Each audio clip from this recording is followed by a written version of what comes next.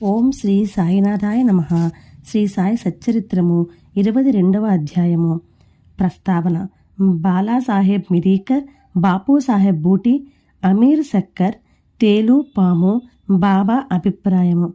ప్రస్తావన. బాబాను ధ్యానించుటిట్లు భగవంతుని నైజము గాని స్వరూపము గాని అగాధములు, వేదములు గాని 1000 నాలుకల గల ఆదిశేషుడు గాని వానిని పూర్తిగా వర్ణింపలేరు. భక్తులు భగవంతుని రూపమును చూచి కనుగొని తీరవలెను. ఎందుకనగా తమ ఆనందమునకు భగవంతుని పాదములే ముఖ్య మార్గమని వారికి తెలియను. జీవిత పరమార్థమును పొందుటకు గురుని పాదములనే ధ్యానించవలెను కానీ ఇంకొక మార్గము లేదని వారలకు తెలియను. హేమాడ్ పంతు ఒక సులభమైన మార్గమును ఉపదేశ మార్గముగా చెప్పుచున్నాడు. అది ధ్యానమునకు భక్తికి కూడా అనుకూలించును.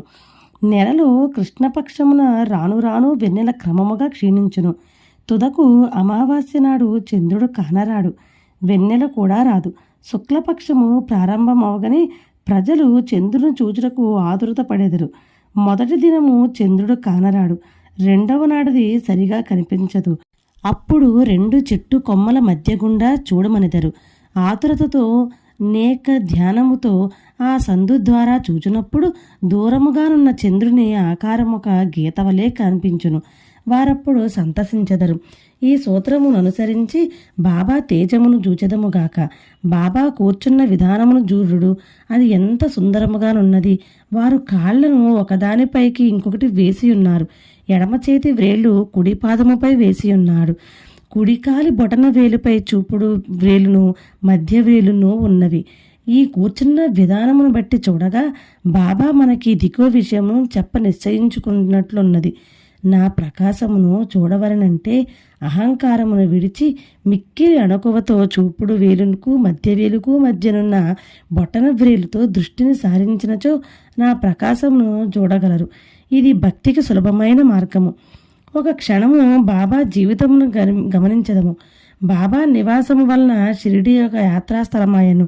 అన్ని మూలల నుండి ప్రజలచట గుమ్ముగూడుచుండిరి.